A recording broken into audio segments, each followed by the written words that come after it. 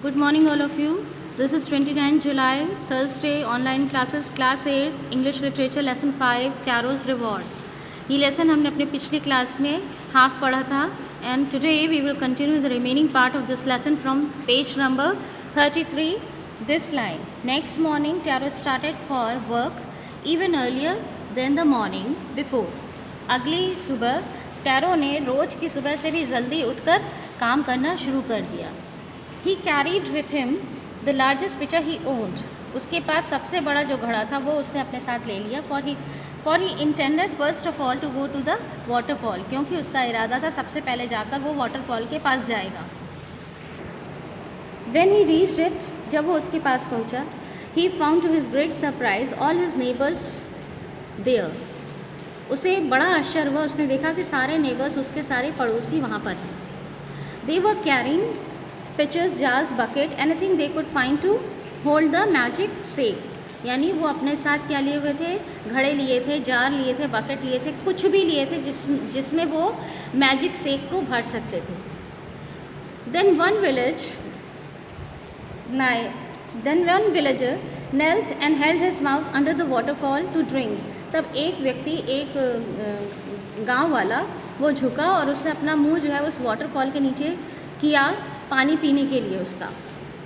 He drank again and again and shouted angrily. उसने बार बार पानी पिया और फिर गुस्से से चिल्लाया. Water, nothing but water. उसने कहा कि ये तो पानी है, सिवाय पानी की कुछ नहीं. Others also tried but there was no sake. सबने पिया लेकिन उनको किसी को भी वहाँ पे सेक नहीं दिखा. Only cold water, सिर्फ ठंडा पानी था. We have been tricked, shouted the villager. Villagers चिल्लाए कि हमारे साथ धोखा हुआ है. Where is Taro? Taro कहाँ है? Let us drown him in the waterfall.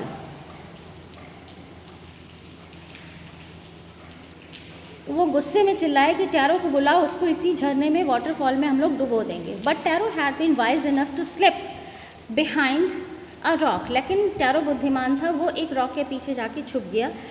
When he saw how things were going, जब उसने देखा कि किस तरह से how things were going, he was nowhere to be found. अब उसने देखा कि जब सब लोग चले गए हैं, he was nowhere to be found.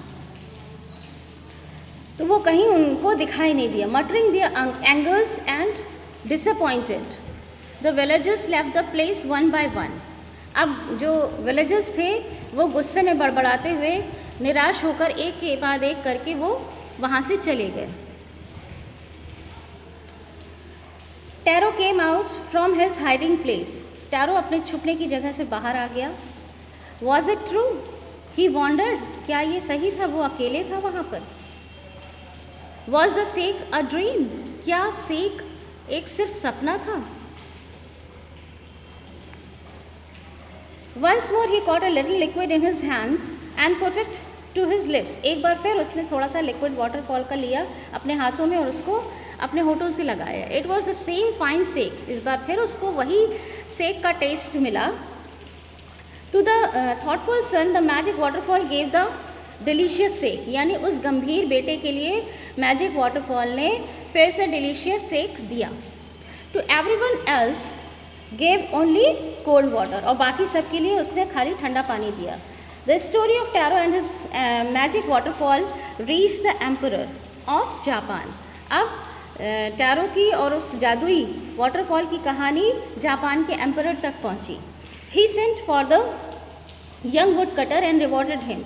उन्होंने उस यंग वुडकटर को बुलाया और उसे पुरस्कार दिया with 20 pieces of gold for having been so good. उसको गोल्ड के 20 पीस दिए क्योंकि वो इतना अच्छा था और दयालु था. Then he named the most beautiful fountain in the city after Taro. उसके बाद उसने अपने शहर के सबसे सुंदर फाउंटेन को टैरो का नाम दिया. This said, the emperor was to encourage all children to honor and obey their parents.